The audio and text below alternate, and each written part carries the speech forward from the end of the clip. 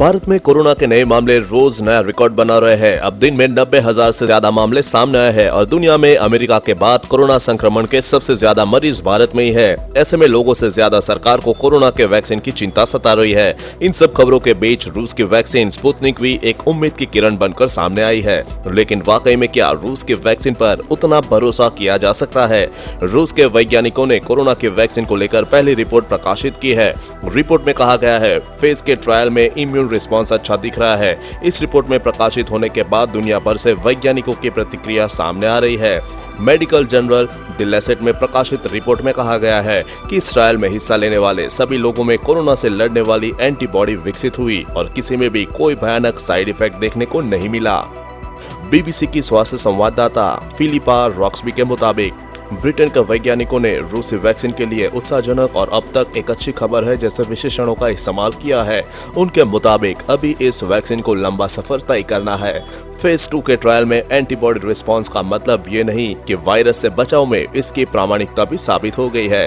अब तक बस इतना साबित हुआ है कि 18 साल से 60 साल की उम्र वालों में 42 दिन के लिए ये वैक्सीन कोरोना से सुरक्षित रखती है। लेकिन क्या 42 दिन के बाद ये वैक्सीन कारगर साबित होगी?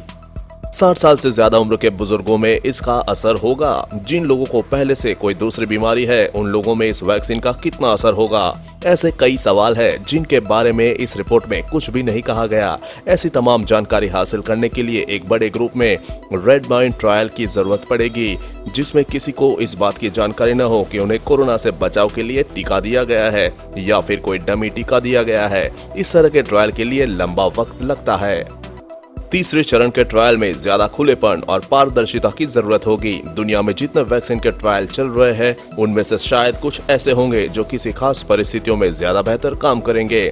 इसलिए कौन सी वैक्सीन किस परिस्थितियों में बेहतर काम करती है, किन पर उसका असर ज्यादा अच्छा होता है, ये जाने बिना नहीं कहा जा सकता कि सभी वैक्सीन हर व्यक्ति के लिए असरदार होगी। भारत की प्रतिक्रिया। भारत में वैज्ञानिक और औद्योगिक अनुसंधान परिषद यानी कि CSIR ही वो संस्था है जो वैक्सीन के लिए दुनिया भर में हो रही कवायदन पर नजर बनाए हुए है और भारत सरकार को अपने सुझाव देती है। CSIR के महानिदेशक शेखर मांडे ने कहा कि द लैंसेट की रिपोर्ट तो सही है, सुरक्षा के लिहाज से रूस की वैक्सीन में कोई दिक्कत नहीं है। किसी भी टीके प्रयोग में सेफ्टी ही मुख्य रूप से चिंता की बात होती है। जाहिर है इस रिपोर्ट के बाद सेफ्टी पर हमें चिंतित होने की जरूरत नहीं है, लेकिन टीके के प्रयोग में दूसरी चिंता प्रोटेक्शन यानी बचाव की होती है। अब स्पुतनिक वी टीके के बारे में यह जानकारी नहीं है कि उससे कोरोना वायरस से कितने लंबे समय तक बचा जा सकता है। बचाव के नतीजों के लिए हमें और इंतजार करना होगा। आपको ये खबर कैसी लगी नीचे कमेंट बॉक्स में लिखकर बताएं। वीडियो को लाइक और अपने दोस्तों के साथ शेयर करना ना भूलें। साथ ही कोरोना वायरस की वैक्सीन से जुड़ी हर खबर सबसे पहले पाने के लिए चैनल को सब्सक्राइब कर लें।